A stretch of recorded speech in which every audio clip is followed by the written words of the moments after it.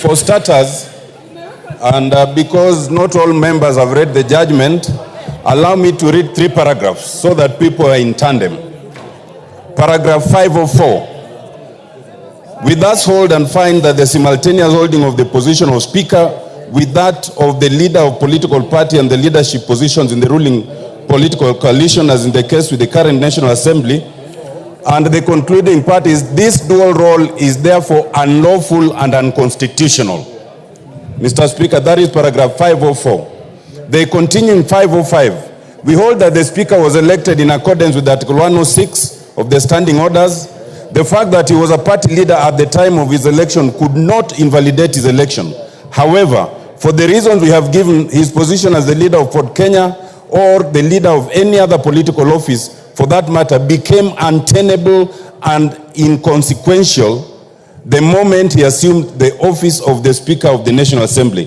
He could not, and he has no capacity to perform any other functions as a leader of a political party or a political organ as long as he is the Speaker of the National Assembly. I've referred to 2 paragraphs, 504 and 505. That is on the whether the court expressly found the 2 offices untenable.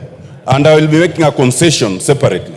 Now, 508, and this is important because I think we are debating in ignorance, Mr. Speaker. 508, it is hereby declared that the question as to which party or coalition of parties is a majority in the National Assembly in the 13th Parliament was determined by the sovereign will of the Kenyan voters during the 9th August 2022 general election. It continues, Roman 2, it is hereby declared that the Honorable Speaker's ruling on determination contained in his communication of 6th October is null and void. Roman 3, it is hereby declared that the Honorable Speaker's ruling on determination, blah, blah, blah, on the minority, again, is null and void. And finally, an order of certiorari is hereby issued quashing the Speaker's ruling. Let me now make my submission, Mr. Speaker. First of all, this matter did not go to court in vain. The contestation, Mr. Speaker, was your considered ruling of 6th of October. Once that ruling is quashed, you cannot then, Mr. Speaker, with due respect, come and say that no decision has been made. The consequences are 2. 1, the leader of minority becomes the leader of majority by operation of law, even if you do nothing else. But in this case, we have gone further. And under Standing Order 19A, Standing Order 3, it...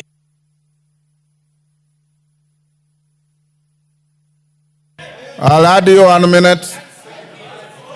1 minute. Mr. Speaker, under 19A is very clear. The majority party whip shall communicate the name of the members elected under paragraph 1 to the Speaker in writing. And that was already done by the Honorable Millie Mabona. That settles that case. Mr. Speaker, the only way we can start debating whether this decision quashes and changes the position of majority and minority is if we want to practice impunity. Mr. Speaker, and I agree with the observations, it is not in this forum to question the reasoning in the judgment. That must be questioned elsewhere. The only issue is it the finding of the court? And it is. And if we are to be a country that practices the rule of law, let it be appealed. But until then, let it be implemented. Let the Honorable Junaid Mohammed be the majority leader. And it does not matter whether you are in government or not, because we are not debating who's in government and who's not. We are not debating the reasoning. Mr. Speaker, we are not even debating your election because we all participated. Some of us who are not in the other party still voted for you. So,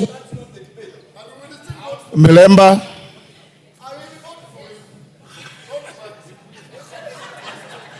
Order, Wanjala. Thank you, Honorable Speaker. Order, Wanjala. It suffices to mention that the senior counsel has also read the judgment very selectively. Very selectively. Yes. Thank you, Honorable Speaker. And I think this judgment is good, and I want to ask members to exercise restraint the way we are doing as we deal with it, because it will grow.